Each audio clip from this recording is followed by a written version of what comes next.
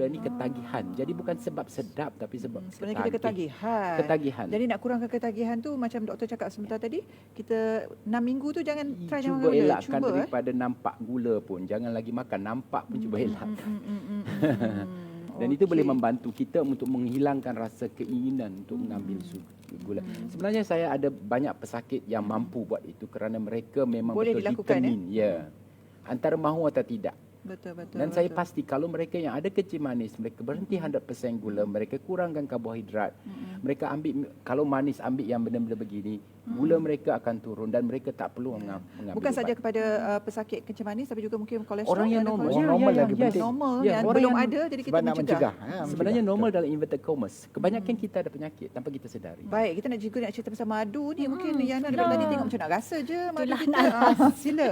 Sebab saya banyak ambil madu. Madu pun sebenarnya tinggi fruktosa, tapi dia datang dengan package yang lengkap. Ya. Dalam madu tu semua ada vitaminnya, mineralnya, antioksidannya.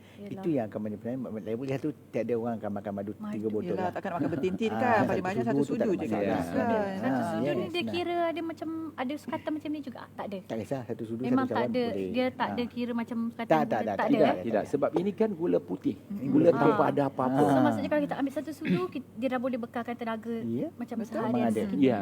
Kalau Sebenarnya- kita ambil banyak, contohnya nak buat air madu, nak buat makan madu, jadi macam mana? Tak ada masalah. Tak ada masalah. Lebih baik jauh Sebab daripada madu ni gula merupakan putih. penawar kepada segala penyakit. Ada benda lagi dalam tu, Rasalah. vitamin. Rasa mana? Rasa sila. Rasa. Tapi kena Ini guna madu sudu daripada Kyrgyzstan. Okey.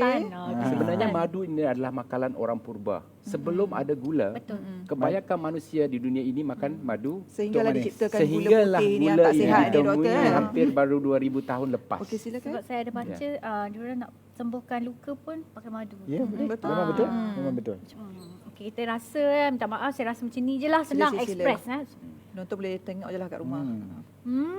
Sedap ke? Dia tak manis sangat, saya tak suka manis. Dia ada best. Okey, mungkin boleh nak bilas dengan jus delima kita. Kan? Ni. Dia ada kombinasi kat situ, manis, Jus yang masak. ambil yang banyak sikit cukup. Ada sukatan yang betul ya, lah. betul. Dan untuk ibu hamil sebenarnya memang elok kalau ambil amalkan jus delima dan Ya, juga betul. madu. Beri Combination energy. yang bagus. Okey. Sedap. Sedap Sedap. Nak habiskanlah.